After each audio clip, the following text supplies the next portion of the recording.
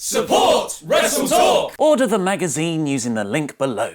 Hello and welcome to the WrestleTalk News. I'm Ollie Davis. Press the thumbs up and order the brand new WrestleTalk magazine issue 6, which is out now. It has exclusive interviews with Doug Williams and Colt Cabana, an in-depth look at the battle for Britain between WWE and WOS Wrestling, and in the spirit of behind-the-scenes gossip and scrapped backstage plans, a special article by yours truly, revealing my original ridiculous payoff to the Byron Saxton storyline, which we actually filmed and never used, and how the WrestleTalk vs Cultaholic war came about. You're exposing the business!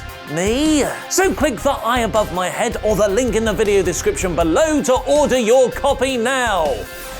Speaking of big creative ideas, it looks like WWE are planning one for early next year, according to Twitter account Ticket Drew. I'd make sure if I was a fan and want to see something that most likely won't occur ever again, I would attend the Royal Rumble this year. Something that most likely won't occur ever again implies it won't just be a WWE legend endorsing Roman Reigns at the end of the show, because that happens all the time. But that's not to say it won't involve Roman and a possible appearance from WWE legend Rock the Dwayne Johnson. One rumor for next year's WrestleMania is a main event of The Rock vs Roman for the Universal title, which would likely be Johnson's last ever match in WWE. With his increasingly hectic movie commitments, possible 2020 presidential run, and the fact he's 46 years old. Perhaps WWE are planning for Rock to win the Rumble match to face Reigns at WrestleMania 35. Rocky himself has teased in interviews that he wants one more big-time match, and he was even rumoured for a SummerSlam cameo against Elias, who's been calling him out on social media. Other possibilities could be one more match from the retired Shawn Michaels, who hasn't wrestled since losing to The Undertaker at WrestleMania 26 in 2010, or Batista's long-awaited final run in the company. While Ticket Drew has broken stories in the past, though, several of his recent reports haven't come to be. Most prominently, him claiming Undertaker and John Cena would have a rematch at last week's SummerSlam, which they didn't. The night before Cena and Taker didn't have that match, saw Tommaso Ciampa and Johnny Gargano steal the weekend in an excellent last man standing main event of NXT TakeOver Brooklyn 4. But Triple H revealed in his post-show media call that the finish of Gargano hitting a running knee on Ciampa but then following through to strike an equipment box went wrong. Clearly, I wasn't planning on Gargano injuring himself in the last sequence of that match. Technically, it was supposed to go slightly differently than it all did. We kinda had to make a call on the fly and change a few things in the actual moment. WWE continued to play this injury up, with many sites reporting Johnny legitimately might have dislocated his knee. But according to the Wrestling Observer, this is all just a good old-fashioned pro wrestling work. The site is reporting that the finish of Gargano vs Ciampa actually went exactly as planned, and that Triple H was just working an injury angle. This is very similar to how WWE followed up on Lars Sullivan's loss at NXT TakeOver Chicago, where his post-match jaw surgery was later revealed to be completely storyline.